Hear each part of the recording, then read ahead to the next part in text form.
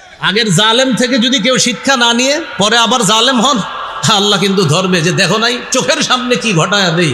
তুমি যদি শিক্ষা না নাও, মনে রাখবা পতিত জালেম যে ওর সাথে আমি আল্লাহ যা আচরণ করেছি, পরবর্তী জালেম ওর সাথে আরো ভয়ঙ্কর অবস্থা হবে। এটা মাথা রাখতে হবে। তাহলে মুসলিম দেশের রাষ্ট্রনায়ক, এই রাষ্ট্রনায়ক যিনি হবে, মুসলিম শাসকের 2 নম্বর গুণ ইনসাফ প্রতিষ্ঠিত করা। সহিহ বুখারীর একটা হাদিস লিখে রাখার মতো, সারা দুনিয়ার মানুষকে বুক ফুলিয়ে বলার মতো একটা হাদিস। হাদিসটি আমি বলি, বাংলাগুলা মনে রাখলেই চলবে আপনাদের। সহিহ বুখারী 4788 নম্বর হাদিস। এই হাদিসটা আজকে আপনারা শিখবেন, বুক ফুলিয়ে গর্ব করে অন্যদের কাছে বলবেন। বলেন ইনশাআল্লাহ। একটা চুরির ঘটনা ঘটছে মক্কায়। বলেন কিসের ঘটনা? বলেন মাখজুমি নামক সম্ভ্রান্ত বংশীয় এক নারী চুরি করছে। একজন সম্ভ্রান্ত বংশীয় নারী কি করছে? তো সে চুরি করার পর তো চুরির বিচার হলো আপনার হাত কাটা। এখন এটা কিভাবে বিচার একটু হালকা করা যায়, এটা নিয়ে মুসলমানরাও পেরেশানি যে এই বেচারা কত সম্ভ্রান্ত ব্যক্তি, এর হাতটা কাটা হবে, এটা কেমন দেখা যায়।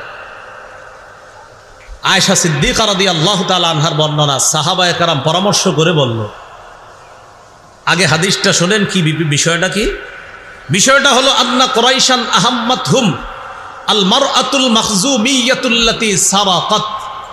কুরাইশদেরকে খুব ভাবিয়ে তুলল একটা চুরির ঘটনা, যেই চুরিটা করেছে মাখজুমি গোত্রের এক নারী। এই চুরির ঘটনা কুরাইশদেরকে ভাবিয়ে তুলল, মানে খুব ভাবায়া তুলছে। এরকম সম্ভ্রান্ত একটা নারী চুরি করছে, এর ব্যাপারে বিচার হবে এত কঠোর, এটা কেমন হয়। তো কেউ সাহস করে নবীর সাথে কথা বলার সাহস পাচ্ছে না, কারণ আল্লাহ রসুলকে হালকা করার কথা বলার এই সাহস কারণে। এখন সাহাবায়ে কেরামের মধ্যে পরামর্শ চলতেছে, মাইয়ুকাল্লিমু রাসূলুল্লাহি সাল্লাল্লাহু আলাইহি ওয়াসাল্লাম, আচ্ছা এই ব্যাপারে নবীর সাথে কে কথা বলবে? ওয়া মাইয়াজতারি আলাইহি ইল্লা উসামা ইবনে যায়েদ হিব্বু রাসূলিল্লাহি সাল্লাল্লাহু আলাইহি ওয়াসাল্লাম। নবীজির পালক পুত্র যায়েদ বিন হারেসার ছেলের নাম উসামা, তাহলে সম্পর্কে নবীর কি হয়? নাতি। পালক পুত্র যায়েদের ছেলের নাম উসামা, তো উসামা সম্পর্কে নবীজির নাতি, আর নবীজি হলো উসামার দাদা। নবীজি এই উসামাকে খুব মহব্বত করতেন, খুব ভালোবাসতেন। সাহাবায়ে কেরাম বললেন, শোনো আমরা তো ভয়ে নবীর কাছে যেতে পারবো না, নবীর একজন আস্থাভাজন মানুষ আছে, সে কে? নবীর নাতি, সেটা হলো উসামা ইবনে যায়েদ, অর্থাৎ পালক পুত্র যায়েদের সন্তান উসামা। উসামা নবীর কাছাকাছি যাইতে পারে, নবীও তারে খুব আদর করে। এক কাজ করি, তারে দিয়ে নবীর কাছে একটু কথা বলাই যে এই মহিলাটার ব্যাপারে, শাস্তির ব্যাপারে একটু শিথিল করা যায় কিনা। উসামারে পাঠায়া দিছে নবীজির কাছে, উসামা তুমি গিয়ে নবীজিরে বলবা একজন সম্ভ্রান্ত বংশীয় নারী চুরি করছে, এখন একটু কি শিথিল করা যায় কিনা। উসামা নবীজির কাছে গেছে। ফাকাল্লামা রাসূলুল্লাহি সাল্লাল্লাহু আলাইহি ওয়াসাল্লাম, নবীজির সাথে কথা বলছে উসামা। কথা বলার পর রাসূলুল্লাহ সাল্লাল্লাহু আলাইহি ওয়াসাল্লাম উসামাকে বললেন, আতাশফাউ ফি হাদ্দিম মিন হুদুদিল্লাহ। উসামা, আল্লাহর বিধানের শাস্তির ব্যাপারে তুমি আমাকে সুপারিশ করছো? উসামা, আল্লাহর একটা বিধান প্রয়োগ হবে, এই ব্যাপারে তুমি আমাকে শিথিলতার সুপারিশ করছো? নবীজি বুঝতে পারছে যে সাহাবীরা উসামারে পাঠাইছে। নবীজি তাড়াতাড়ি বাহিরে গেছে, সবার সামনে গিয়ে দাঁড়াইলেন। সুম্মা কামা ফাখাতাবা, পৃথিবীর শ্রেষ্ঠ রাষ্ট্রনায়ক মুসলমানদের সামনে দাঁড়িয়ে এক ভাষণ দিলেন, যা সারা পৃথিবীতে মুসলমান গর্ব করার মতো একটা ভাষণ আল্লাহ রাসূল দিলেন। সবার সামনে গিয়ে দাঁড়াইছে। দাঁড়ানোর পর নবীজি সাল্লাল্লাহু আলাইহি সাল্লাম বললেন, শোনো তোমরা, ইয়া আইয়ুহান নাস ইন্নামা দাল্লা মান কানা ক্বাবলাকুম আন্নাহুম কানু ইযা সারাকাশ শরীফ তারাকুহু। শোনো, তোমাদের পূর্ববর্তী জাতি ধ্বংস হওয়ার অন্যতম একটা কারণ, তাদের মাঝে সম্ভ্রান্ত কোনো ব্যক্তি চুরি করলে তারা তাকে ছেড়ে দিত। নবীজি কেমনে বুঝায় দেখেন, তোমাদের পূর্বে কিছু জাতি ধ্বংস হওয়ার অন্যতম কারণ হলো সম্ভ্রান্ত কোনো ব্যক্তি চুরি করলে তারা তাকে ছেড়ে দিত। ওয়াইদা সারাকাদ দাইফু ফীহিম আকামু আলাইহিল হাদ্দা, আর যখন তাদের মাঝে কোনো দুর্বল ব্যক্তি চুরি করত তখন তার উপর তারা শাস্তি প্রয়োগ করত। কি হলো বিষয়টা? ধনী মানুষকে ছেড়ে দিত, সম্ভ্রান্ত কোনো ব্যক্তি চুরি করলে তাকে ছেড়ে দিত, আর দুর্বল কেউ চুরি করলে তার উপর শাস্তি প্রয়োগ করা হতো। বর্তমানেও এটাই চলছে, সম্ভ্রান্ত ব্যক্তিদেরকে ছলে বলে কৌশলে পার করে দেওয়া হচ্ছে, আর দুর্বলের উপর অত্যাচার চালানো হচ্ছে। তো রাসূল সাল্লাল্লাহু আলাইহি সাল্লাম বলেন, সম্ভ্রান্ত কেউ চুরি করলে তারাকুহু, তাকে ছেড়ে দিত। ওয়াইদা সারাকাদ দাঈফু ফীহিম আকামু আলাইহিল হাদ্দা, আর যদি কোনো দুর্বল কেউ চুরি করত তার উপর তারা শাস্তি প্রয়োগ করত। তাহলে নবী বললেন কি, অতীতের জাতি ধ্বংস হওয়ার কারণ, সম্ভ্রান্ত ব্যক্তি চুরি করলে ছেড়ে দিত, গরিব মানুষ চুরি করলে শাস্তি প্রয়োগ করত তার উপর। এবার আল্লাহ নবী বলেন, শোনো তোমরা, লাউ আন্না ফাতিমাতা বিনতা মুহাম্মাদিন সাল্লাল্লাহু আলাইহি ওয়াসাল্লাম সারাকাত, আজকে যদি মাখজুমি গোত্রের ওই নারী চুরি না করে মুহাম্মদ সাল্লাল্লাহু আলাইহি সাল্লামের মেয়ে ফাতেমা চুরি করত, আজকে যদি আমি মুহাম্মদের মেয়ে ফাতেমা চুরি করত, আজকে যদি আমি মুহাম্মদের মেয়ে ফাতেমা চুরি করত, নবীজি বলেন লাকাতা মুহাম্মাদুন ইয়াদাহা, মুহাম্মদ সাল্লাল্লাহু আলাইহি সাল্লাম তার কন্যা ফাতেমার হাত কেটে দিত, গর্ব করে সারা দুনিয়াকে জানাবেন যে পৃথিবীতে এমন একজন রাষ্ট্রনায়ক পারলে দেখাও। কি বললেন? আজকে ওই সম্ভ্রান্ত মহিলা সে যদি চুরি না করে, মুহাম্মদ সাল্লাল্লাহু আলাইহি সাল্লামের কন্যা ফাতেমা, আর ফাতেমা রাদিয়াল্লাহু তাআলা আনহার চেয়ে সম্ভ্রান্ত পৃথিবীতে আর কোন মেয়ে হবে? তো নবী বলেন, আমার মেয়ে ফাতেমা যদি চুরি করত, আমি আমার মেয়ে ফাতেমার হাত কেটে দিতে কোনো ইতস্ত করতাম না, কারণ বিধানটা আল্লাহর। দায়িত্ববান যারা থাকবে সেখানে দায়িত্ব চাওয়া নিষেধ, কিন্তু যা সব অযোগ্য লোকে যদি ভরে যায় সেখানে যোগ্য লোক এগিয়ে এসে বলতে হবে, আমারে বানান, আমি আমানতদার, আমার দ্বারা দেশের ক্ষতি হবে না। এটা সূরা ইউসুফের 55 নম্বর আয়াত। ইউসুফ আলাইহিস সালাতু ওয়াস সালাম মিশরের বাদশাকে বললেন, ইজআলনি আলা খাজাইনিল আরদ, আমাকে খাদ্য ভাণ্ডারের দায়িত্ব দেন, এটা রক্ষণাবেক্ষণের দায়িত্ব আমাকে দেন। ইন্নী হাফিজুন, আমি সংরক্ষক, আলিমুন, আর এই বিষয়ে আমার যথেষ্ট জ্ঞান আছে, মানে অর্থ সম্পদ কিভাবে খরচ করতে হবে এই ব্যাপারে আমার জ্ঞান আছে। বলেন তো, বাতাসের উপরও রাজত্ব চলতো কোন নবীর? এত বড় রাজত্ব আল্লাহ তাকে দান করেছেন। নাসাই হাদিসের একটা কিতাব, এই কিতাবের 692 নম্বর হাদিসের বর্ণনা। قال رسول الله صلى الله عليه وسلم لما فرغ سليمان بن داود من بناء بيت المقدس سأل الله ثلاثا, সুলাইমান নবী যখন বাইতুল মুকাদ্দাস পুনর্নির্মাণ করলেন, কাজ সমাপ্ত হওয়ার পর সুলাইমান নবী আল্লাহর কাছে 3টি বিষয় চাইলেন। কয়টি বিষয় বলতে হবে? 1 নাম্বার, হুকমান ইউসাদিফু হুকমা, আল্লাহর কাছে সুলাইমান নবী দোয়া করলেন, আল্লাহ আমি বিচার করলে যেন এমন বিচার হয় যে বিচারটা আপনার বিচারের মতো, অর্থাৎ আপনার বিচারে যেমন ভুল হয় না, আল্লাহ আমি বিচার করলেও যেন কোনো ভুল না হয়, আমি এই যোগ্যতাটা আপনার কাছে চাই। এটা 1 নাম্বার। 2 নাম্বার, ওয়া মুলকান লা ইয়ামবাগি লিআহাদিন মিন বা'দিহি, আল্লাহ আমি আপনার কাছে এমন রাজত্ব চাই যে রাজত্ব আমার পরে দুনিয়ার আর কাউকে আপনি দিবেন না। এই হলো 2টা চাওয়া। সুলাইমান নবী আল্লাহর কাছে এমন রাজত্ব চেয়েছেন যে রাজত্ব যেন সুলাইমান নবীর পরে আল্লাহ আর কাউকে না দেয়। 3 নাম্বার, ওয়া আন লা ইয়াতিয়া হাদাল মাসজিদা আহাদুন লা ইউরিদু ইল্লা সালাতা ফীহি খারাজা মিন যুনুবিহি কায়াউমিন ওয়ালাদাতহু উম্মুহু, আল্লাহ আমি যে বাইতুল মুকাদ্দাস পুনর্নির্মাণ করলাম, এই মসজিদে যেই ব্যক্তি নামাজের উদ্দেশ্যে আসবে, যেই ব্যক্তি এই ফিলিস্তিনের বাইতুল মুকাদ্দাস মসজিদে নামাজ পড়ার জন্য আসবে, আল্লাহ সে যখন এখানে নামাজ পড়ে বের হবে, সে যেন এমনভাবে বের হয় যেন তার মা আজকে তাকে জন্ম দিলে যেমন তার কোনো গুনাহ নাই, এমন নিষ্পাপ হয়ে যেন বাইতুল মুকাদ্দাস মসজিদ থেকে সে বের হয়। এই 3টা দোয়া করছে আমাদের নবী সাল্লাল্লাহু আলাইহি সাল্লাম। বলেন, সুলাইমান নবীর প্রথম 2টা দোয়া আল্লাহ তার জীবদ্দশায় কবুল করে ফেলছে। সুবহানাল্লাহ। এর মানে তিনি যখন বিচার করতেন তার বিচারে কোনো ভুল হইতো না, একদম নির্ভুল হইতো বিচার। আল্লাহর বিচারে যেমন কোনো ভুল নাই, সুলাইমান নবীকে আল্লাহ এমন যোগ্যতা দিয়ে দিয়েছেন, তিনি বিচার করলে তার বিচারটাও আল্লাহর বিচারের মতো আল্লাহ নির্ভুল করে দিতেন। 2 নাম্বার, সুলাইমান নবী আল্লাহর কাছে রাজত্ব চেয়েছেন। আল্লাহ তাআলা সুলাইমান নবীকে এমন রাজত্ব দান করেছেন যা পৃথিবীর আর কাউকে আল্লাহ দেন নাই। পিপিলিকা, বাতাস, জিন, ইনসান সবার উপর আল্লাহ এই নবীর রাজত্ব দান করেছেন। কয়টা হলো? চাইছে কয়টা? হইল কয়টা? বাকি রইল কয়টা?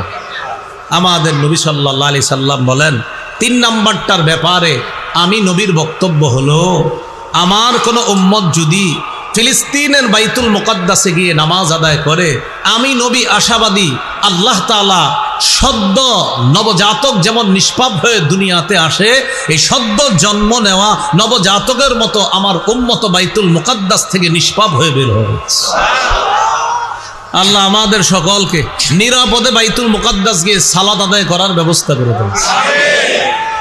নিয়ত আসেনি সবার ইনশাআল্লাহ? জিহাদের জন্য যাওয়া লাগলেও নিয়ত রাখতে হবে। আল্লাহ তৌফিক দান করে। বলে আলোচনায় চলে আসে। এত পরিমাণ রাজত্ব দিলেন সুলাইমান নবীকে। মনে আসেনি আমাদের আলোচনা চলছে শাসকের 1 নাম্বার গুণ আল্লাহমুখী হওয়া।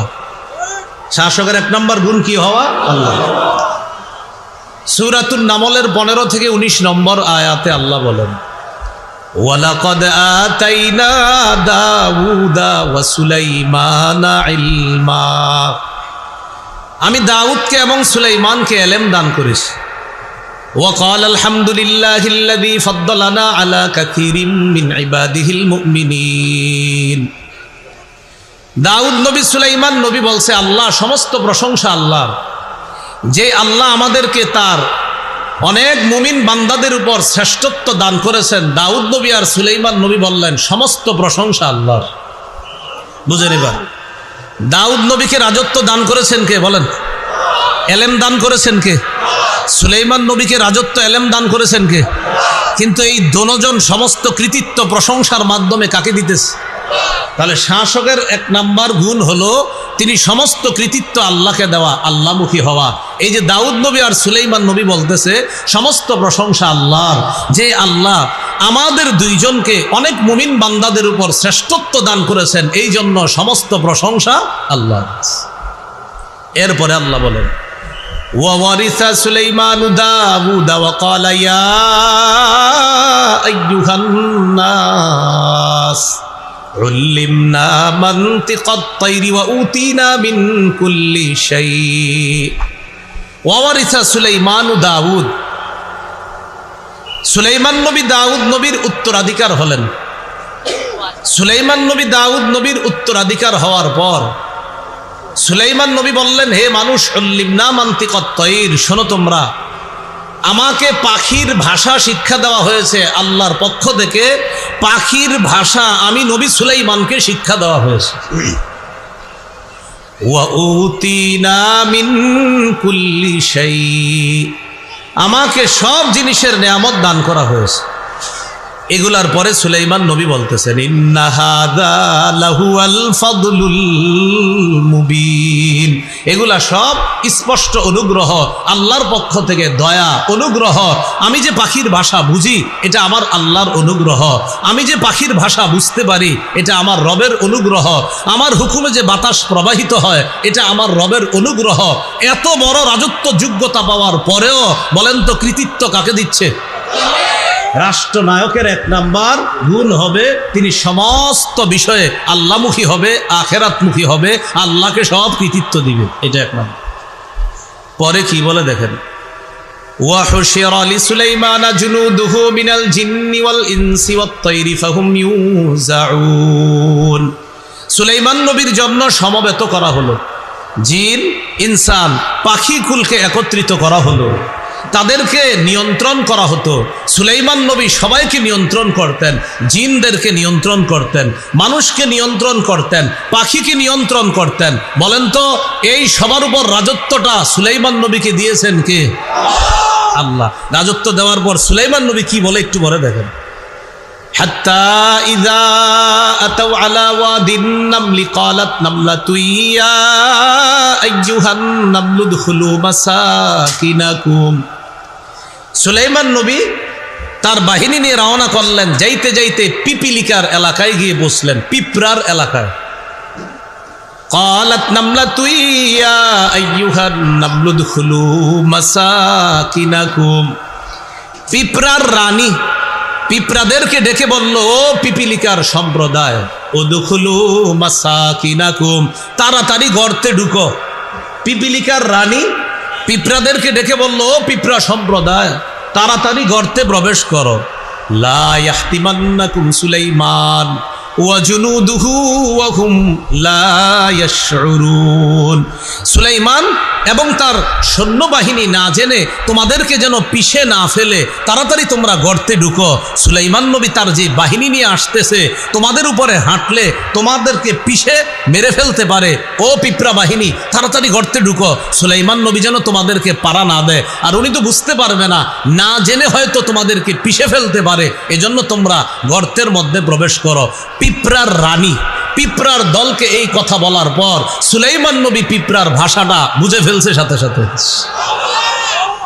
বুঝে ফেলার পর ফাতাবাসসামা দাহিকাম মিন কাউলিহা, সুলাইমান নবী পিঁপড়ার ভাষা বুঝে স্ফীত একটা হাসি দিলেন। সুবহানাল্লাহ। وقال رب أوزعني أن أشكر نعمتك التي أنعمت علي وعلى والدي। সাথে সাথে সুলাইমান নবী বললেন, হে আমার রব, আমাকে তৌফিক দান করেন, আমি যেন আপনার নেয়ামতের শুকরিয়া আদায় করতে পারি, যে নেয়ামত আপনি আমাকে দান করেছেন। আল্লাহ, আমাকে পাখির ভাষা বুঝার যোগ্যতা দিয়েছেন। আল্লাহ, বাতাস আমার অনুগামী করে দিয়েছেন। আল্লাহ, মানুষের উপর আমার রাজত্ব দান করেছেন। আল্লাহ, জিনের উপর আমার রাজত্ব দান করেছেন। মাবুদ, আপনি আমাকে এত নেয়ামত দিয়েছেন, আমি যেন আপনার শুকরিয়া আদায় করতে পারি, আমাকে তৌফিক দান করেন। তাহলে দেখেন তো, এত রাজত্ব হওয়ার পরেও তিনি সব কারে বলতেছে? এটা মুসলিম শাসকের এক নম্বর বৈশিষ্ট্য, আল্লাহমুখী হওয়া। আমি কিছু না, সব আমার রব আমাকে করছে। পরে কি বলে দেখেন, ওয়া আন আ'মালা সালিহান তারদাহ ওয়া আদখিলনি বিরহমাতিকা ফি ইবাদিকাস সালিহিন। আল্লাহ, আমি যেন নেক কাজ করতে পারি, যেই নেক কাজ আপনি পছন্দ করেন, আপনার পছন্দনীয় নেক কাজ যেন আমি করতে পারি, আর আমাকে আপনার অনুগ্রহে নেক বান্দাদের অন্তর্ভুক্ত করে নেন। মানুষের রাজত্ব, জিন জাতির রাজত্ব, পশু পাখির রাজত্ব, বাতাসের উপর রাজত্ব, সব রাজত্ব পাওয়ার পরেও সুলাইমান নবী বলতেছে, আল্লাহ, সব কৃতিত্ব আপনার, প্রশংসা আপনার, আপনি আমাকে নেয়ামত দান করেছেন। আল্লাহ, আমি যেন ভালো কাজ করতে পারি, আমি যেন সঠিকভাবে আপনার শুকরিয়া আদায় করতে পারি, তৌফিক দান করেন। আল্লাহ, এত কিছুর পাওয়ার পরেও আল্লাহ, আপনি আপন দয়ায় মেহেরবানিতে আপনার নেক বান্দাদের অন্তর্ভুক্ত আমি সুলাইমানকে আপনি করে নিন। তাহলে বলেন তো, মুসলিম শাসকের কাজ কয়টা? বলে কাজ কয়টা? 4টা। আর গুণ কয়টা? 1 নাম্বার গেল আল্লাহমুখী হওয়া, এলো 1 নাম্বার গুণ। তো সুলাইমান নবী আল্লাহর এত প্রশংসা করার পর আল্লাহ সুলাইমান নবীর প্রশংসা করে দিলেন। সুবহানাল্লাহ। কোন মুসলিম শাসক আল্লাহকে খুশি করে দিলে আল্লাহ তার প্রতি খুশি হয়ে যায়। সুলাইমান নবী শাসক হিসাবে খুশি করেছেন আল্লাহকে, আল্লাহ খুশি হয়ে সুলাইমান নবীর প্রশংসা করছেন। সূরা সদের 30 নম্বর আয়াতে। বুঝে থাকলে বলেন তো, সুলাইমান নবী রাজত্ব পাওয়ার পর কাকে খুশি করছে? এবার আল্লাহ তাআলা সুলাইমান নবীর প্রতি খুশি হয়ে কি বলে দেখেন, সূরা সদ 30 নম্বর আয়াত। আল্লাহ বলেন, ওয়া ওয়াহাবনা লিদাউদা সুলাইমান,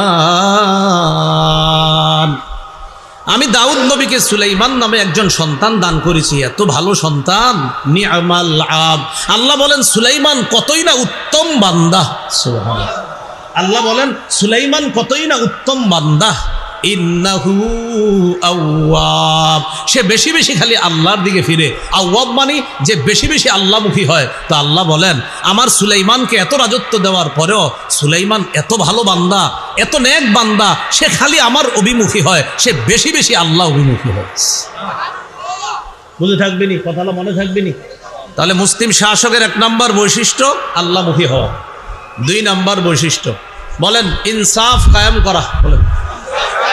বলেন তো, মুসলিম শাসকের 2 নাম্বার বৈশিষ্ট্য কি? এটা জরুরি বিষয়।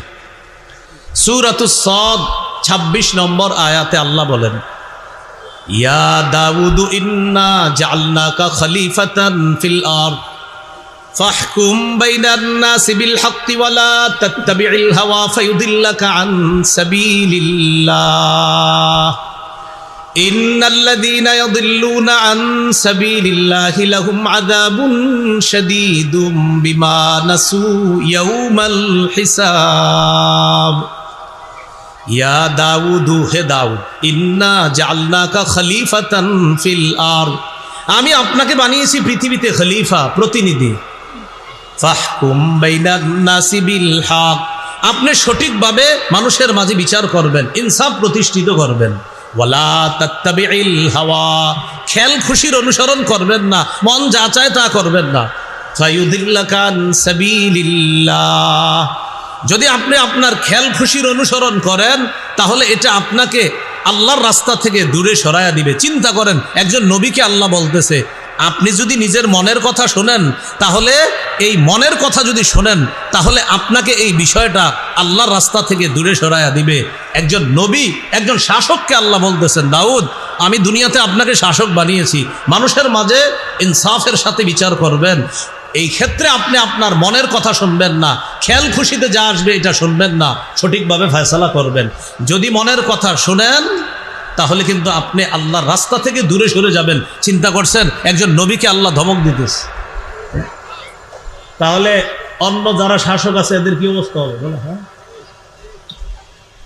আল্লাহ বলেন ইন্নাল্লাযীনা ইয়াদিল্লুনা আন সাবিলিল্লাহ যারা আল্লাহর রাস্তা থেকে দূরে সরে যাবে লাহুম আযাবুন শাদীদুম বিমা নাসু ইয়াউমাল হিসাব যারা আল্লাহর রাস্তা থেকে বিচ্যুত হয়ে যাবে তাদের জন্য রয়েছে কঠিন শাস্তি লাহুম আযাবুন শাদীদ কঠিন শাস্তি কেন বিমা নাসু ইয়াউমাল হিসাব কারণ তারা হিসাবের দিনকে ভুলে গিয়েছে এজন্য মনে রাখবেন বর্তমান পৃথিবীতে ওই সমস্ত শাসকরাই জালেম হয় ওই সমস্ত শাসকরাই জুলুম করে যারা বিচার দিবস বলতে যে কিছু আছে এটা ভুলে গেছে এই জন্য যা মন চায় তা করে মানুষের উপর অত্যাচার জুলুম নির্যাতনার পাশবিকতার জয় জয়কর অবস্থা সৃষ্টি করে কেন ওই যে আখেরাতে জবাবদিহিতা করতে হবে এটা ভুলে গেছে তো আল্লাহ বলেন যারা নিজের মন মতো কথা শুনবে আর মানুষের মাঝে যা মন চায় তা করবে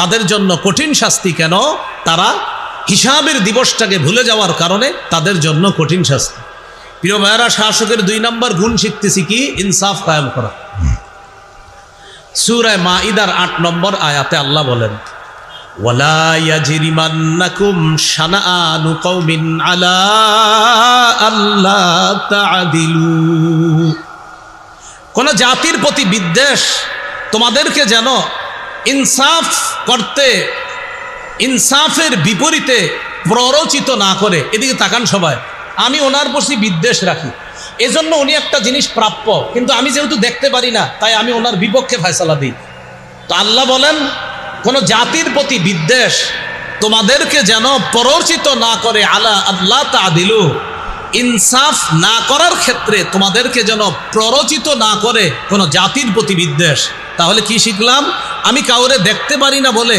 তাকে আমি ইনসাফ দিব না আল্লাহ বলে এটা যেন না হয় কোন জাতির প্রতি বিদ্বেষ তোমাদেরকে যেন ইনসাফ বহির্ভূত কোনো কাজে প্ররোচিত না করে ইয়াদিলু ইনসাফ করো হুয়া আকরাবু লিত্তাকওয়া এটাই হলো তাকওয়ার সবচেয়ে নিকটবর্তী মনে রাখবা ওয়াত্তাকুল্লাহ আল্লাহকে ভয় করো ইন্নাল্লাহা খাবীরুম বিমা তা'মালুন তোমরা যা করো আল্লাহ তাআলা সব সম্যক অবগত অন্যে করলে কোনো দোষ নাই অন্যে করলে এই কথা সেই কথা মানি যখন কোনো মানুষের কোনো অপরাধ প্রমাণিত হয় একজন দুইজন অপরাধ প্রমাণিত হয়েছে মনে করেন এখন আমি চিন্তা করলাম আসলে অপরাধটা কার যদি দেখি যে আমার আত্মীয় স্বজনের কেউ আছে এটা আমি ধামাচাপা দেওয়ার চেষ্টা করি আর যারে আমি দেখতে পারি না ওরে কোনো না কোনোভাবে ফাঁসায়া যদিও লোকটা নিরপরাধ তারপরেও তাকে আমি ফাঁসাই তার প্রতি আমি অবিচার করি ইনসাফ করি না আল্লাহ বলে এটা করো না তোমরা কোনো জাতির প্রতি বিদ্বেষ তোমাদেরকে যেন ইনসাফ এর বিপরীতে তোমাদেরকে যেন প্ররোচিত না করে যেটা ইনসাফ সেটাই করবা এজন্য সূরা আনআমের 152 নম্বর আয়াতে আল্লাহ বলেন ওয়াইদা কুলতুম ফাদিলু যখন কথা বলবা সঠিক কথা বলবা, ওয়ালাউ কানাজা করবা, যদিও তোমার সামনে কোনো নিকটাত্মীয় থাকে, থাক নিকটাত্মীয়, যেটা সঠিক সেটাই বলবা। চাই তোমার আত্মীয়ের পক্ষে যাক বিপক্ষে যাক, আমি আল্লাহ যা তোমাকে ইনসাফ করতে বলেছি তুমি সেটাই করতে হবে। অন্যথায় যদি জুলুমের পথ বেছে নাও, আমি আল্লাহ যুগে যুগে জালেমদেরকে যেভাবে শায়েস্তা করেছি সেভাবে তোমাকেও যে কোনো মুহূর্তে আমি আল্লাহ ধরে ফেলতে পারি। এখানে আবার একটা কথা মনে রাখবেন, বলেন আমার সাথে, যে কোনো বলেন, পতিত জালেম থেকে পরবর্তীরা যদি শিক্ষা না নিয়ে তারাও জুলুম করে, আগের জালেমের চাইতে পরের জালেমের পরিণতি আরো ভয়ঙ্কর হবে। আগের জালেম থেকে যদি কেউ শিক্ষা না নিয়ে পরে আবার জালেম হন, আল্লাহ কিন্তু ধরবে যে দেখো নাই চোখের সামনে কি ঘটায় দেই।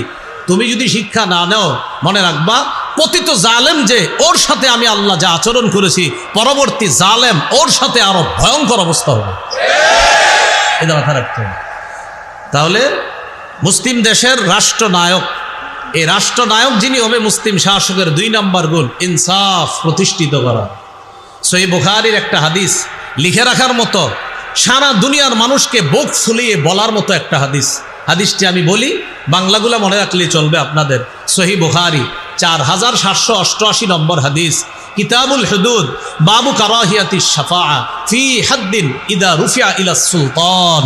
এটা হলো বাব আর অধ্যায়, এই হাদিসের মধ্যে আসছে। বুখারী 6788, বুখারী 6788, কিতাবুল হুদুদ, বাবু কারাহিয়াতিশ শাফাআ ফি হাদ্দিন ইদা রুফিয়া ইলা সুলতান। এই হাদিসটা আজকে আপনারা শিখবেন, বুক ফুলিয়ে গর্ব করে অন্যদের কাছে বলবেন। বলেন ইনশাআল্লাহ। একটা চুরির ঘটনা ঘটছে মক্কায়। বলেন কিসের ঘটনা? বলেন মাখজুমি নামক সম্ভ্রান্ত বংশীয় এক নারী চুরি করছে। একজন সম্ভ্রান্ত বংশীয় নারী কি করছে? তো সে চুরি করার পর তো চুরির বিচার হলো আপনার হাত কাটা। এখন এটা কিভাবে বিচার একটু হালকা করা যায়, এটা নিয়ে মুসলমানরাও পেরেশানি, যে এই বেচারা কত সম্ভ্রান্ত ব্যক্তি, এর হাতটা কাটা হবে, এটা কেমন দেখা যায়।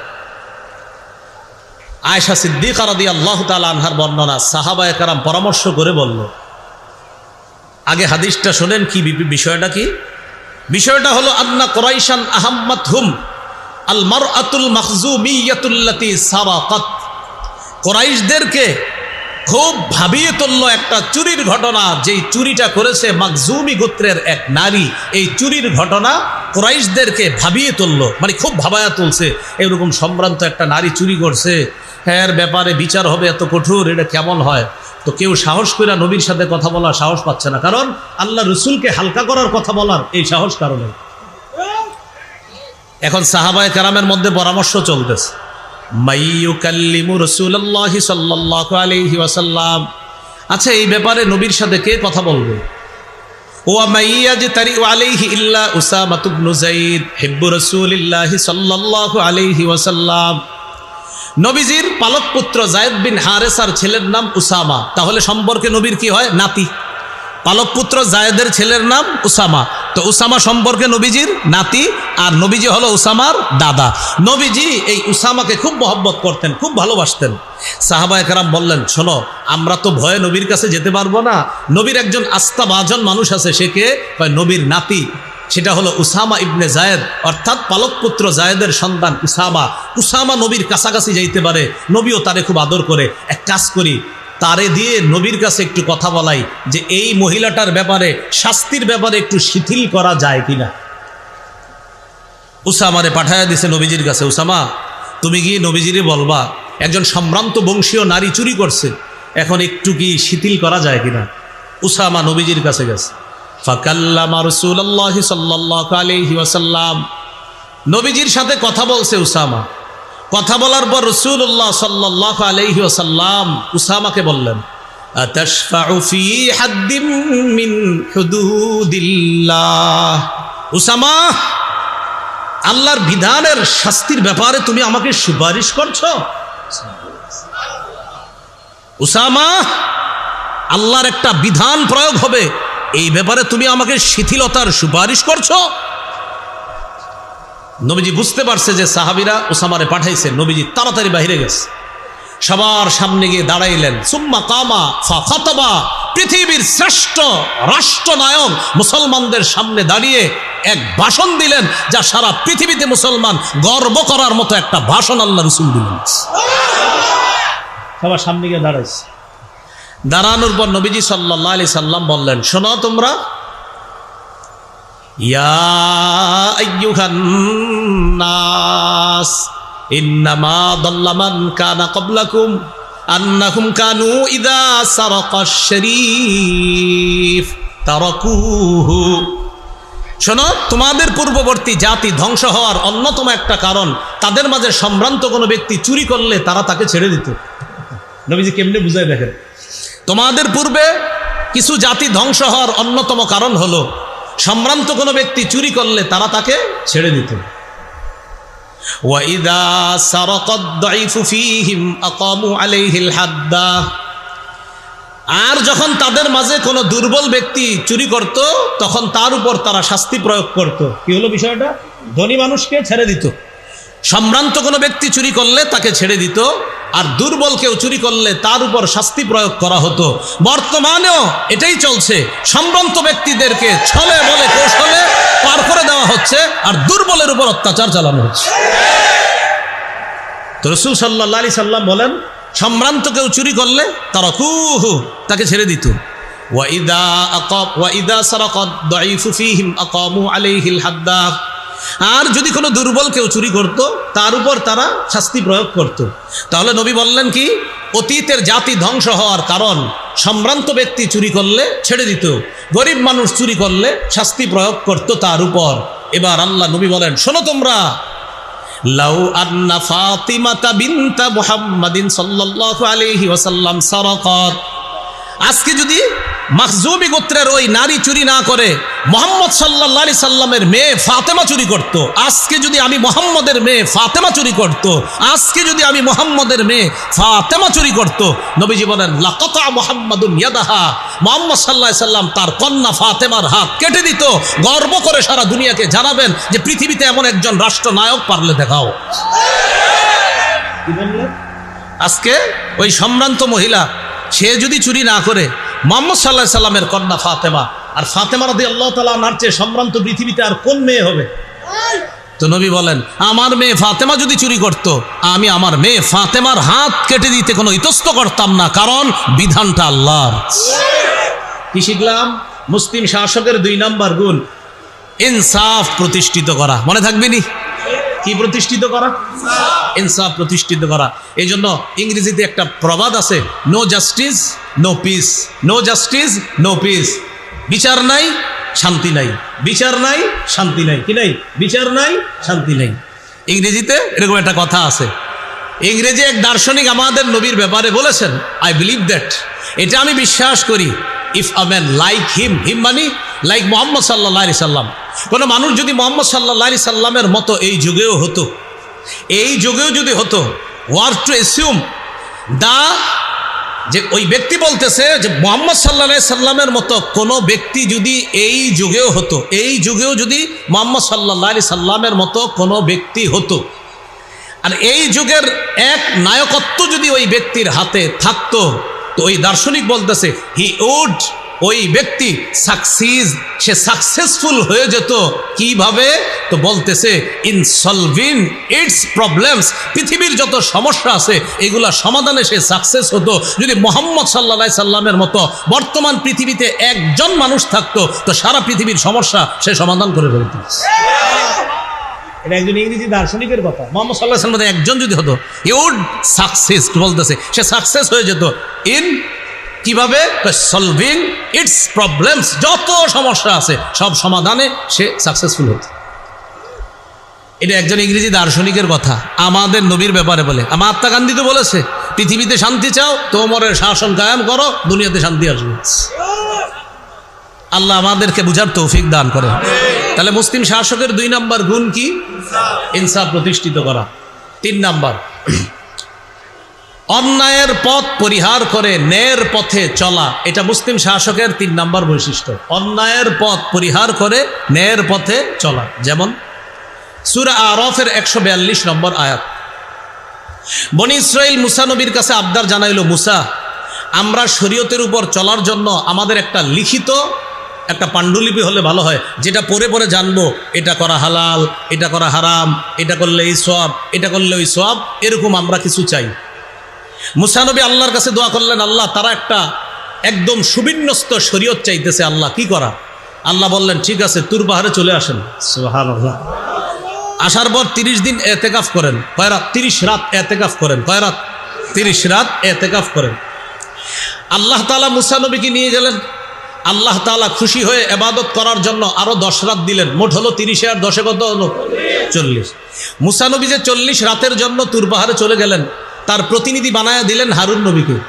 হারুন নবীকে বললেন, ভাই হারুন, সঠিকভাবে কাজ করবা, ইনসাফের পথ তুমি ধারণ করবা, ন্যায়ের পথ ধারণ করবা, অন্যায়ের পথ পরিহার করবা। মুসলিম শাসকের 3 নম্বর বৈশিষ্ট্য ন্যায়ের পথ গ্রহণ করা, অন্যায়ের পথ পরিহার করা। এবার আয়াতটা শোনেন, সূরা আরাফ ১৪২ নম্বর আয়াতে আল্লাহ বলেন, ওয়া'আদনা মূসা ৩০ লাইলা, আমি মুসাকে তাওরাত কিতাব দেওয়ার জন্য 30 রাতের ওয়াদা করলাম।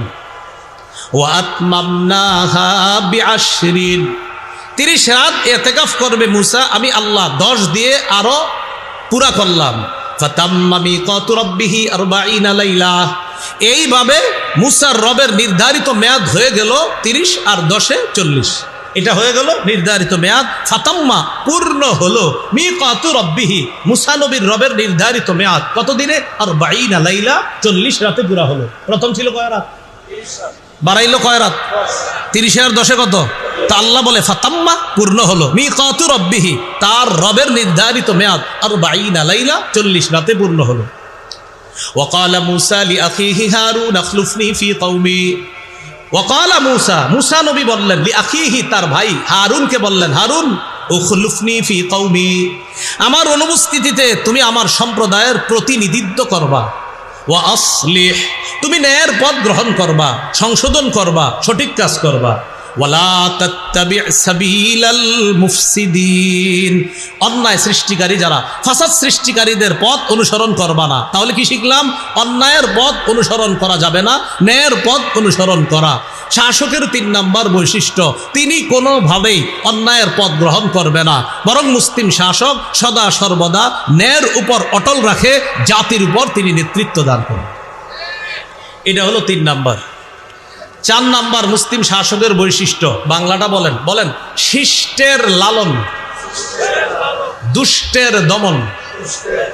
আর সহজ বাংলা বলি, বলেন, ভালোকে লালন, খারাপকে দমন। ভালোকে লালন করতে হবে, হ্যাঁ হ্যাঁ ঠিক আছে ঠিক আছে, খারাপ খবরস, এই মানে ভালো ঠিক আছে, খারাপ খবরস, এই। তাহলে ভালোকে লালন, দুষ্টকে দমন। তো একটু সুন্দর বাংলায় বললাম আর কি, শিষ্টের লালন, দুষ্টের দমন। আর সহজে, ভালো মানুষরে লালন করতে হবে, খারাপ গুলারে দমন করতে হবে। এই ব্যাপারে আমরা দৃষ্টান্ত নেই সূরা কাহাফ 83 থেকে 91 নম্বর আয়াত। সূরা কাহাফের 83 থেকে 91 নম্বর আয়াত। পৃথিবীর একজন বাদশাহ ছিল, তার নাম যুলকরনাইন। নাম শুনছেন নি? আল্লাহ তাআলা বলেন, ওয়াসআলুনাকা আন যিল করনাইন, নবী, তারা আপনাকে যুলকরনাইন বাদশাহ সম্পর্কে জিজ্ঞাসা করে। কুল সাআতলু আলাইকুম মিনহু যিকরা, আপনি বলেন আমি যুলকরনাইনের ব্যাপারে তোমাদের কাছে এখন কিছু আলোচনা করব। ইন্না মাক্কান্না লাহু ফিল আরদ, আমি যুলকরনাইনকে পৃথিবীতে ক্ষমতা দান করলাম। ওয়া আতাইনাহু মিন কুল্লি শাইইন সাবাবা, আমি তাকে সব জিনিসের উপকরণ দান করলাম। এখানে ব্যাখ্যা, উপকরণ দ্বারা উদ্দেশ্য, যুলকরনাইনকে আল্লাহ এমন একটা যোগ্যতা দান করছেন, তিনি যে কোনো সময় যে কোনো কিছু দিয়ে যে কোনো জিনিস বানিয়ে ফেলতে পারতেন। সুবহানাল্লাহ, এটা উপকরণ। তো আল্লাহ তাআলা বলেন, ফাআতবাআ সাবাবা, যুলকরনাইন বাদশাহ একদিন আমার হুকুমে সফর করা শুরু করলেন। কোথায় যাবে? পৃথিবীর একদম পশ্চিম প্রান্তে যাবে। কোথায় যাবে বলেন তো? একদম পৃথিবীর পশ্চিমে, যেখানে যাওয়ার পর এর ওই পাশে আর কোনো বাড়িঘর নাই, কেউ নাই। এখানে যাবে, যাওয়ার পর একটা সমুদ্রের মতো মনে হবে, কাদাযুক্ত পানি মনে হবে জলাশয়, ওই জলাশয়ের মধ্যে সূর্যটা ডুবতেছে ডুবতেছে এমন একটা জায়গায় যাওয়ার জন্য বাদশাহ যুলকরনাইন রওনা করলেন। সুবহানাল্লাহ। তো আল্লাহ বলেন হাত্তা ইযা বালাগা মাগরিবাশ শামসি ওয়াজাদাহা তাগরুবু ফি আইনিন হামিআতিন ওয়া ওয়াজাদা ইনদাহা কওমা। বাদশাহ যুলকরনাইন রওনা করলেন। হাত্তা ইযা বালাগা মাগরিবাশ শামস, তিনি পৌঁছে গেলেন মাগরিবাশ শামস, সূর্য অস্ত যাওয়ার স্থানে তিনি পৌঁছে গেলেন। পৌঁছে যাওয়ার পর দেখলেন তিনি ওয়াজাদাহা তাগরুবু ফি আইনিন হামিআ, তিনি দেখলেন কাদাযুক্ত জলাশয়ের মধ্যে যেন সূর্যটা ডুবে যাচ্ছে। সুবহানাল্লাহ। কাদাযুক্ত জলাশয় মানে ওখানে সমুদ্র, আর মনে হচ্ছে কালো অন্ধকার, সেখানে সূর্যটা ডুবে যাচ্ছে।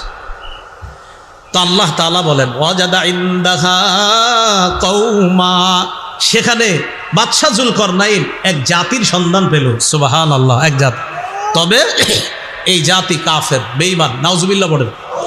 সুবহানাল্লাহ। কেন বললাম যে সেখানে যাওয়ার পরেও আল্লাহর মাখলুক পাইছে, আর সূর্য ডুবতেছে, ওই পাশে কেউ নাই, বাকি এই পাশে একটা জাতি, বাকি ওই জাতি ছিল কাফের। তো কাফের জাতিকে বাদশাহ যুলকরনাইন পাইলেন। পাওয়ার পর কুলনা ইয়া যাল করনাইনি ইম্মা আন তুআযিবা ওয়া ইম্মা আন তাত্তাখিযা ফীহিম হুসনা। ও বাদশাহ যুলকরনাইন, আল্লাহ বলেন আমি যুলকরনাইনকে বললাম এই কাফেরদের ব্যাপারে আপনার সামনে দুইটা অপশন, ইম্মা আন তুআযিবা, হয়তো তাদেরকে শাস্তি দিতে পারো, ওয়া ইম্মা আন তাত্তাখিযা ফীহিম হুসনা, অথবা তাদের ব্যাপারে ভালো কোনো পন্থা তুমি গ্রহণ করতে পারো। কয়টা পন্থা? দুইটা। একটা হলো শাস্তি দিতে পারো বা ভালো কিছু গ্রহণ করতে পারো। মনে আসেনি শিষ্টের লালন দুষ্টের দমন। বাদশাহ যুলকরনাইন উনি জবাব দিলেন, উনি মনে মনে নিয়ত করলেন যে আল্লাহ আমি তাদেরকে দাওয়াত দিব, দাওয়াত দিলে তারা আমার দাওয়াত যারা গ্রহণ করবে তাদের সাথে আমি সুন্দর আচরণ করব, আর যারা গ্রহণ না করে উল্টা আমার উপর জুলুম করবে তাদেরকে আমি দমন করব। দেখেন কি বলল বাদশাহ যুলকরনাইন, বললেন আমার দাওয়াতে যারা সাড়া দিবে, সুন্দর আচরণ করবে, আমি তাদেরকে লালন করব, তাদের সাথে আমি সুন্দর আচরণ করব, আর যারা আমার কথায় সাড়া না দিয়ে উল্টা তাওহীদের বিরোধিতা করে যারা জুলুম করবে আমি তাদেরকে দমন করব। শিষ্টের লালন দুষ্টের দমন। তো বলতেছে যুলকরনাইন বাদশাহ বললেন ক্বালা আম্মা মান যালামা ফাসাউফা নুআযিবুহু সুম্মা ইউরাদ্দু ইলা রাব্বিহি, যে ব্যক্তি জুলুম করবে আমি তাকে শাস্তি দিব, এরপর তাকে তার রবের কাছে ফিরিয়ে দেওয়া হবে। সুম্মা ইউরাদ্দু ইলা রাব্বিহি ফায়ুআযিবুহু আযাবান নুকরা, তার রব তাকে কঠিন শাস্তি দিবে, এটা হলো রবের কাছে ফিরিয়ে দেওয়া হবে। ওয়া আম্মা মান আমানা ওয়া আমিলা সলিহা, আর যে ব্যক্তি ঈমান আনবে, ওয়া আমিলা আমালান সলিহা, যে ব্যক্তি ঈমান আনবে এবং নেক কাজ করবে, ফালাহু জাযাআনিল হুসনা, তার জন্য রয়েছে উত্তম প্রতিদান, আমি তার সাথে সুন্দর আচরণ করব, আখিরাতেও তার জন্য ভালো অবস্থা। আর যারা জুলুম করবে, আমার কথা শুনবে না, দুনিয়াতে আমি তাদেরকে দমন করব, এরপরে তো আল্লাহ আপনার কাছে তারা যাবে, আর আপনি তো তাদেরকে কঠিন শাস্তি দিবেন। ছিল আল্লাহমুখী হওয়া। 2 নম্বর বৈশিষ্ট্য ইনসাফ প্রতিষ্ঠিত করা। 3 নম্বর বৈশিষ্ট্য অন্যায়ের পথ পরিহার করে ন্যায়ের পথে চলা। 4 নম্বর বৈশিষ্ট্য চলতেছিল ভালোকে লালন করা, খারাপকে দমন করা। এক্ষেত্রে কঠোর হতে হবে, যিনি শাসক হবে তিনি কঠোর হতে হবে। খারাপ যারা তাদের ব্যাপারে কঠোর, আর ভালো যারা তাদের ব্যাপারে ভালো। তো এই ব্যাপারে আমরা দলিল দিচ্ছিলাম সূরা কাহফের 83 থেকে 91 নম্বর আয়াত পর্যন্ত। বাদশাহ যুলকরনাইনের 2টি সফরের কথা আল্লাহ এই দুই জায়গায় বলেছে আর কি, মোট 3টা সফর, বাকি এই 91 আয়াত পর্যন্ত 2টা সফর। একটা হলো যুলকরনাইন বাদশার একদম পৃথিবীর পশ্চিম প্রান্তে সফর, সেখানে যাওয়ার পর একদল কাফেরকে পাইলেন। তো তাদের ব্যাপারে তিনি বললেন যারা জালেম জুলুম করবে তাদেরকে আমি কঠিন শাস্তি দিব। ও আম্মা মান আমানা ও আমিলা সলিহা, আর যে ব্যক্তি ঈমান আনবে, নেক কাজ করবে, তার জন্য ভালো পুরস্কার রয়েছে। ওয়াসানাকুলু লাহু মিন আমরিনা ইউসরা, যুলকরনাইন বাদশাহ বলেন আমি তাকে যখন আদেশ করব, কথা বলার সময় সঠিক কথা, সহজ কথা বলবো, তার সাথে আমার সব আচরণও হবে সহজ। কি শিখলাম? ভালোকে লালন করা, খারাপকে দমন করা, সোজা হিসাব। যেটা উল্টাপাল্টা করবে ওইটাকে শাস্তি না দিলে দেশের অবস্থা আরো খারাপ হবে। এ হলো 4 নম্বর। 5 নম্বর মুসলিম শাসকের বৈশিষ্ট্য, বলেন, জনগণের জন্য অকাতরে বিলিয়ে দেওয়া। জনগণের জন্য দিয়ে দিতে হবে, সব জনগণের দিয়ে দিতে হবে, সব জনগণের। এটার দলিল নিব আমরা কোত্থেকে? সূরা কাহফের। ও এখানে একটু রয়ে গেছে আগের কথায়। বাদশাহ জুলকরনাইনের একটা সফর ছিল পশ্চিম প্রান্তে, আর একটা ছিল একদম পূর্ব প্রান্তে। পূর্ব প্রান্তে যেখানে সূর্য ওঠে সেখানেও একটা জাতিকে পাইছে। দেখে কি ওই জাতির ঘর বাড়ি নাই, কিচ্ছু নাই, মানে ঘর বাড়ি যে বানাতে হয় এটা তারা জানে না, এরাও কাফের। এরা রৌদ্রের মধ্যে থেকে যে ছায়ার মধ্যে থাকতে হয় এটাও তারা জানে না। তো সেখানেও তার অবস্থা ছিল দুইটা, এক যারা সঠিক কাজ করবে তার কথা মানবে তাদের সাথে সুন্দর আচরণ, আর যারা মানবে না জুলুম করবে তাদেরকে দমন করা। এই হলো আপনার 4 নম্বর আলোচনা। মুসলিম শাসকের 5 নম্বর বৈশিষ্ট্য জনগণের জন্য অকাতরে বিলিয়ে দেওয়া। সূরা কাহফের 92 নম্বর থেকে 97 নম্বর আয়াত পর্যন্ত আমি শুধু অনুবাদগুলো বলে যাচ্ছি। বাদশাহ জুলকরনাইন এবার আরেকটা সফর করলেন। মুফাসসিরিনে কেরাম বলেন এই সফরটা হয়েছে পৃথিবীর উত্তরে। আল্লাহ বলেন এই কোরআনে, আল্লাহ শুধু দুইটা বলছে, একটা বলছে পশ্চিমে আর একটা বলছে পূর্বে। 3 নাম্বার সফরের কথা কোরআনে আছে, কিন্তু কোন দিকে সফর এটা আল্লাহ সরাসরি বলে নাই। তবে মুফাসসিরিনে কেরাম ক্যালকুলেশন করে বলেন 3 নাম্বার সফরটা হয়েছে পৃথিবীর উত্তরে। বাদশাহ জুলকরনাইন সেখানে গেলেন। যাওয়ার পর হাত্তা ইদা বালাগ বাইনাস সাদ্দাইন, 2 পাহাড়ের মাঝে গিয়ে পৌঁছলেন। সেখানে গিয়ে পৌঁছার পর এক জাতি পাইলেন, যেই জাতি বাদশাহ জুলকরনাইনের কথা বুঝে না। লা ইয়াকাদুনা ইয়াফকাহুনা কাওলা, জুলকরনাইনের ভাষা বুঝে না। বাদশাহ জুলকরনাইন চিন্তা করলেন এদেরকে বুঝানো যায় কেমনে। তখন তিনি ইশারার মাধ্যমে তাদের সাথে কথা বলা শুরু করলেন। সুবহানাল্লাহ। মুফাসসিরিনে কেরাম লেখেন আরেকটা হলো দুবাসীর মাধ্যমে, একটা হলো ইশারায়, যে ইশারায় হ্যাঁ বলো বলো তোমরা বলো, এরকম ইশারায় কথা বললেন। তখন ওই পাহাড়ের যারা মাঝখানে আছে তারা বলল, ও বাদশাহ জুলকরনাইন, এই পাহাড়ের ওই পাশে 2টা জাতি আছে, একটার নাম ইয়াজুজ আর একটার নাম মাজুজ। ইন্না ইয়াজুজা ওয়া মাজুজা মুফসিদুনা ফিল আরদ, তারা পৃথিবীতে খুব ফাসাদ সৃষ্টি করে। তারা পাহাড়ের এই পাশে আইসা মাঝে মাঝে আমাদের বাড়ির উপর হামলা করে, লুটতরাজ করে, ডাকাতি করে। আমরা বড় সমস্যার মধ্যে আছি। ও বাদশাহ জুলকরনাইন, একটা ফয়সালা করেন না, কিছু করা যায় কিনা? ফাহাল নাজআলু লাকা খারজান আলা আন তাজআলা বাইনানা ওয়া বাইনাহুম সাদ্দা, আপনি আমাদের মাঝে আর ওই ইয়াজুজ মাজুজের মাঝে এমন একটা প্রাচীর করে দেন, একটা প্রতিবন্ধক তৈরি করে দেন। প্রয়োজনে আপনারে আমরা টাকা দিব, কর দিব, ট্যাক্স দিব, পারিশ্রমিক দিব। এটা কারা বলল? ওই জাতি। বাদশাহ জুলকরনাইন বললেন কিচ্ছু লাগবে না। মা মাক্কান্নি ফিহি রব্বি খাইর, আল্লাহ আমাকে যা দিয়েছে, যে ক্ষমতা দান করেছেন, তোমরা যা দিবা এর চেয়ে অনেক উত্তম দান করেছেন। আমি শুধু তোমাদেরকে বলি তোমরা শুধু সংগ্রহ করো, যা অর্থের প্রয়োজন সব আমি দিব, যা যা লাগে সব আমি দিব, তোমরা খালি আমার একটু সহযোগিতা করো। কি সহযোগিতা? আতুনি জুবারাল হাদিদ, লোহার পাত আনো। বাদশাহ জুলকরনাইনের জন্য তারা লোহার পাত নিয়ে আসলো। লোহার পাতগুলা 2 পাহাড়ের মাঝখানে রাখতে শুরু করলো। লোহার পাত রাখতে রাখতে হাত্তা ইদা সাওয়া বাইনা সাদাফাইন, 2 পাহাড়ের একদম উঁচা চূড়া, বুঝেন এই 2 পাহাড়, এই 2 পাহাড়ের মাঝে ফাঁকা, এই ফাঁকা যে মধ্যে লোহার পাত রাখতে রাখতে এটা এটা এটা এই যে 2 পাহাড়, একটা পাহাড় আর একটা পাহাড়, মাঝখানে লোহাগুলা রাখতে রাখতে এই 2 পাহাড়ের চূড়া সম পরিমাণ লোহার পাত রাখা হয়ে গেছে। বুঝছেন নি কথাটা? এখন ছিদ্র বন্ধ, বাকি কোনো পার্টিশন দেওয়া হয় নাই, শুধু লোহাগুলা রাখা হয়েছে। মাঝে মাঝে ছিদ্র টিদ্র হয়ে যেতে পারে, ইয়াজুজ মাজুজ এসে নাড়া দিলে পড়ে যেতে পারে। তখন জুলকরনাইন বললেন উনফুখু, আগুন জ্বালাও, আগুনের মধ্যে বাতাসের ব্যবস্থা করো। এটার মধ্যে বাতাসের ব্যবস্থা করার পর এখানে প্রচুর পরিমাণে কয়লা জ্বালাও। কয়লা জ্বালানোর পর এটার মধ্যে তামা গলাও। গলানোর পর ওই গলিত তামা আমার কাছে নিয়ে আসো। উফরিগা আলাইহি কিতরা, আমি এই লোহার উপর এই তামাগুলা ঢেলে দিব। বাদশাহ জুলকরনাইন ওই লোহার উপর এগুলা ঢেলে দেওয়ার পর এই লোহা একটা আরেকটার সাথে সুন্দরভাবে লেগে কঠিন একটা পার্টিশন তৈরি হয়ে গেছে। আল্লাহ তাআলা বলেন এমনভাবে পার্টিশন তৈরি হয়েছে ওই ইয়াজুজ মাজুজ চাইলেও তারা এপাশে অতিক্রম করে আসতে পারবে না, আবার এটার কোনো ছিদ্র তারা তালাশ করে পাবে না।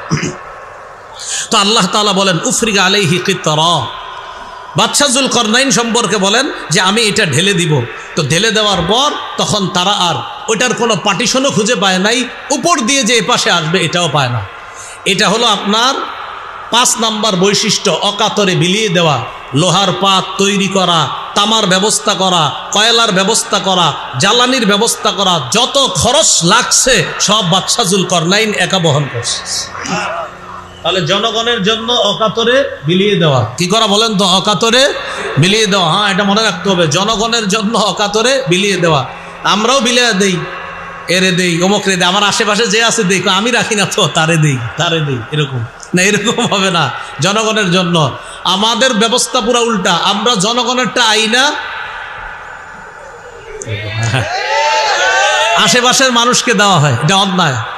এটা হলো 5 নাম্বার বৈশিষ্ট্য। 6 নাম্বার শাসকের 6 নাম্বার বৈশিষ্ট্য, বলেন জনগণের জন্য কিছু করতে পারা, সৌভাগ্য মনে করা, নিজেকে জনগণের খাদেম মনে করে জনগণের জন্য কিছু করতে পারার, বলেন কৃতিত্ব সম্পূর্ণ আল্লাহকে দেওয়া। এটা হলো 6 নাম্বার বৈশিষ্ট্য। আমি কিছু করতে পারলাম, এটা আল্লাহর অনুগ্রহ। দলিল সূরা কাহফের 98 নম্বর আয়াত। বাদশাহ জুলকারনাইন এত কিছু করার পর তিনি বললেন, রহমাতুম মির রব্বি, এই যে আমি এতগুলা কাজ করলাম, এটা আমার কোনো যোগ্যতা না, আমার রবের দয়া, তাই আমি এটা করতে পারছি। এটা হলো 6 নাম্বার বৈশিষ্ট্য। 7 নাম্বার রক্ষণাবেক্ষণে যথেষ্ট যোগ্য হওয়া, বিচক্ষণ হওয়া, এই বিষয়ে জ্ঞান থাকা। কিসে? রক্ষণাবেক্ষণ। এই দেশে কি পরিমাণ খাবারের প্রয়োজন, আগামী 5 বছর 3 বছর আমাদের দেশের অর্থনৈতিক অবস্থা কেমন হতে পারে, এমন উন্নতি না করা যে উন্নতি করার পর মাথা পিছু 1,07,000 টাকা ঋণ হয়ে যায়, বাচ্চা আজকে জন্ম নিলেও ঋণী হয়, এই জাতীয় উন্নতির প্রয়োজন নেই। এটা আসলেই ঠিক। তো 7 নাম্বার রক্ষণাবেক্ষণে যথেষ্ট সচেতন হওয়া, যোগ্য হওয়া। দলিল সূরা ইউসুফের 55 নম্বর আয়াত। ইউসুফ আলাইহিস সালাতু ওয়াস সালাম মিশরের বাদশাকে বললেন, ইজআলনি আলা খাজাইনিল আরদ, আমাকে দেশের খাদ্য গুদামের দায়িত্বে নিয়োজিত করেন, দেশের অর্থ সম্পদের ব্যাপারে আমাকে দায়িত্ব দেন। ইন্নী হাফিজুন আলিমুন, এই ব্যাপারে আমি সংরক্ষক, আলিমুন, এই ব্যাপারে আমি জ্ঞান রাখি। এখন একটা কথা বুঝেন, বুখারীতে আসছে, নবীজি বলেছেন লা তাসআলিল ইমারা, দায়িত্ব চেয়ে নিও না। বুখারীতে আসছে কি বলেন সবাই? বুখারীতে আসছে কি দায়িত্ব? ইউসুফ নবী তো দায়িত্ব চাইতেছে। বুখারীতে আসছে দায়িত্ব চেয়ে নিও না, আর ইউসুফ নবী মিশরের বাদশাকে বলতেছে আমাকে দায়িত্ব দেন। এটার ব্যাখ্যা হলো, যেই দেশে দায়িত্ব সঠিকভাবে চলতে থাকে সেখানে দায়িত্ব নতুন করে আপনি চেয়ে নেবেন না। অন্যরা যদি সঠিকভাবে দেশ চালায় সেক্ষেত্রে আপনি দায়িত্ব চাওয়া দরকার নাই। কিন্তু যেই দেশে জুলুম নির্যাতনে ভরবে সেখানে সৎ যোগ্য মানুষ নিজে আইসা দায়িত্ব নেওয়া, এটা সূরা ইউসুফের 55 নম্বর আয়াতের দলিল। আবার বুঝেন, শুধু ঠিক না করে বুঝেন একটু। দায়িত্ববান যারা থাকবে সেখানে দায়িত্ব চাওয়া নিষেধ, কিন্তু যা সব অযোগ্য লোকে যদি ভরে যায় সেখানে যোগ্য লোক এগিয়ে এসে বলতে হবে আমারে বানান, আমি আমানতদার, আমার দ্বারা দেশের ক্ষতি হবে না। এটা সূরা ইউসুফের 55 নম্বর আয়াত। ইউসুফ আলাইহিস সালাতু ওয়াস সালাম মিশরের বাদশাকে বললেন, ইজআলনি আলা খাজাইনিল আরদ, আমাকে খাদ্য ভাণ্ডারের দায়িত্ব দেন, এটা রক্ষণাবেক্ষণের দায়িত্ব আমাকে দেন। ইন্নী হাফিজুন, আমি সংরক্ষক, আলিমুন, আর এই বিষয়ে আমার যথেষ্ট জ্ঞান আছে, মানে অর্থ সম্পদ কিভাবে খরচ করতে হবে এই ব্যাপারে আমার জ্ঞান আছে। এটা হলো 7 নাম্বার গুণ শাসকের। শাসকের 8 নাম্বার গুণ, শাসক আমানতদার হবে। বলেন সবাই জোরে, আরো জোরে বলেন, বলেন কি হবে? আমানতদার। সূরা নিসার 58 নম্বর আয়াতে আল্লাহ বলেন, ইন্নাল্লাহা ইয়া'মুরুকুম আন তু'আদ্দুল আমানাতি ইলা আহলিহা, নিশ্চয় আল্লাহ তাআলা তোমাদেরকে আদেশ করেন, আন তু'আদ্দুল আমানাতি ইলা আহলিহা, তোমরা আমানত যথাযথভাবে যেই ব্যক্তি হকদার তার কাছে পৌঁছায় দেওয়ার ক্ষেত্রে আল্লাহ তোমাদেরকে আদেশ করেন, আল্লাহ তোমাদেরকে হুকুম করেন। তাহলে আমানত যথাযথভাবে পৌঁছিয়ে দেওয়ার যোগ্যতা থাকা, এটা হলো রাষ্ট্রের শাসকের 8 নাম্বার গুণ। 9 নাম্বার গুণ, এটা আমার সাথে সবাই একটু জোরে বলবেন, বলেন ঘুষ গ্রহণ না করা। 3 বার বলেন, আবার বলেন। যিনি শাসক হবে তিনি কি গ্রহণ করবে না? বলেন সূরা নামল 35-36 নম্বর আয়াত। তাহলে খালি মনে, এখানে এবার আমি মূল হিস্টোরিটা বলি। রানী বিলকিসের কাছে সুলাইমান নবী চিঠি পাঠাইছে, বললেন তুমি যদি সহজে সহজে গ্রহণ করো আসো, না হয় কিন্তু খবর আছে। রানী বিলকিস তখন চিন্তা করে দেখলো আসলে সুলাইমান নবীর কথা মেনে নেওয়াই কল্যাণকর। রানী বিলকিস পরীক্ষা করার জন্য সুলাইমান নবীর কাছে কিছু ঘুষ পাঠাইতে চাইল। রানী বিলকিস তার সামনে যারা আছে তাদেরকে বলল, শোনো আমি একটা হাদিয়া পাঠাবো সুলাইমান নবীর কাছে। কি পাঠাবো? হাদিয়া। বাকি এটা হাদিয়াও হতে পারে আবার ঘুষ হতে পারে। কিভাবে? কয় দেখো আমি দুনিয়াবি কিছু উপঢৌকন তার সামনে পেশ করব। সে যদি দুনিয়াদার হয় তাহলে আমার এটা গ্রহণ করে নিবে আর আমার সমস্যা হবে না, কারণ কিছু টাকা পয়সা দিয়া কিছু অর্থ দিয়া যদি তাকে নিবৃত্ত রাখা যায়, সেও থাকলো আমিও ভালো থাকলাম, সেও থাকলো আমিও ভালো থাকলাম। দেখবেন এই যে আপনার দোকানটা কিছু মানুষ এসে খালি জ্বালাবে, এই সমস্যা হবে ওই সমস্যা হবে, ধরাইয়া দিবেন, দেখবেন আগামী 1 বছর আর সমস্যা নেই। রানী বিলকিস চিন্তা করলো কিছু দিয়া যদি আমি আমারটা ঠিক রাখতে পারি সমস্যা নেই। এরকম কিন্তু চলতেছে, আমারটা ঠিক ঠিক। আপনারা যে বলতেছেন হুজুর আপনি কি তাফসিরে এটাই আসছে, রানী বিলকিস বলতেছে আমি যদি কিছু দিয়ে আমার রাজত্ব টিকাইতে পারি সমস্যা কি। তাহলে সুলাইমান নবীর কাছে পাঠানোর পর তিনি যদি আমারটা গ্রহণ করে তাহলে বুঝবো আমার রাজত্ব পাকা, তারটাও পাকা। তার রাজত্বে সে রাজা, আমার রাজ্যে আমি রানী, বাস। আর যদি গ্রহণ না করে পাঠা দেয় তাহলে বুঝবো না তিনি দুনিয়াদার না, তখন আমি তার কাছে যাওয়ার আগেই আল্লাহর কাছে আত্মসমর্পণ করব। দেখেন কি বলে, ওয়া ইন্নী মুরসিলাতুন ইলাইহিম বিহাদিয়্যাহ ফানাযিরাতুম বিমা ইয়ারজিউল মুরসালুন। আমি সুলাইমানের কাছে উপঢৌকন পাঠাবো আর দেখব যাদেরকে দিয়ে পাঠাবো এই দূতরা কি খবর নিয়ে আসে। তো দূতরা উপঢৌকন নিয়ে সুলাইমান নবীর কাছে গেছে। ফালাম্মা জাআ সুলাইমানা ক্বালা আতুমিদ্দুনানি বিমাল। যখন সুলাইমান নবীর কাছে গিয়ে উপঢৌকন পেশ করলো, সুলাইমান নবী বললেন আমাকে কি সম্পদ দিয়ে তোমরা সাহায্য করতে চাও? ফামা আতানি আল্লাহু খায়রুম মিম্মা আতাকুম। আল্লাহ আমাকে যা দান করেছেন, তোমরা আমাকে যা দিয়েছো, তোমাদেরকে আল্লাহ যা দিয়েছেন এর চাইতে অতি উত্তম নেয়ামত আমি সুলাইমানকে আল্লাহ দান করেছি। রানী বুঝতে পারছে না এরে দুনিয়াবি কিছু দিয়া ঠেকানো যাবে না, থামানো যাবে না। রানী সুলাইমান নবীর কাছে আসার আগেই আল্লাহর কাছে আত্মসমর্পণ করে সুলাইমান নবীর কাছে এসে বললেন, ও সুলাইমান আমি অলরেডি আল্লাহর কাছে আত্মসমর্পণ করে ফেলেছি। এ হলো 9 নম্বর বৈশিষ্ট্য। সর্বশেষ 10 নম্বর বৈশিষ্ট্য, রাষ্ট্র শাসক যিনি আল্লাহর বিধান অনুযায়ী ফয়সালা করবে। বাস, আল্লাহর বিধান। বলেন কার বিধান? আল্লাহর বিধান অনুযায়ী ফয়সালা করবে। সূরা মাইদার 48 নম্বর আয়াতে আছে আল্লাহ তাআলা বলেন, আমি আপনাকে কিতাব দিলাম, সত্য কিতাব, মুসাদ্দিকাল লিমা বাইনা ইয়াদাইহি মিনাল কিতাব, যে কিতাবটা তার আগের তাওরাত ইনজিলকে সত্যায়নকারী, ওয়া মুহাইমিনান আলাই, তাওরাত ইনজিলের বিষয়গুলো সংরক্ষণকারী। ফাহকুম বাইনাহুম বিমা আনজালাল্লাহ, নবী আপনি তাদের মাঝে বিচার করেন যেইভাবে আল্লাহ নাজিল করেছে, যা আল্লাহ নাজিল করেছে আল্লাহর বিধান অনুযায়ী বিচার করেন। সর্বশেষ সূরা মাইদার 50 নম্বর আয়াতে আল্লাহ বলেন, আফা হুকমাল জাহিলিয়াতি ইয়াবগুন, তারা কি জাহিলি বিচার চায়? তারা কি জাহিলিদের বিচার চায়? জাহিলি শাসন ব্যবস্থা চায়? নবী আপনি বলেন, ওমান আহসানু মিনাল্লাহি হুকমান লিকওমি ইউকিনুন, যারা বিশ্বাসী তাদের জন্য আল্লাহর চাইতে উত্তম বিধানদাতা আর কে আছে? তাদের জন্য আল্লাহর চাইতে উত্তম বিধানদাতা আর কে আছে? এই রাষ্ট্রের শাসকের 4টা করণীয় জানলাম আর 10টা গুণ জানলাম। আল্লাহ আমাদের এই বাংলাদেশও এমন একজন মুসলিম শাসক যেন আল্লাহ তৈরি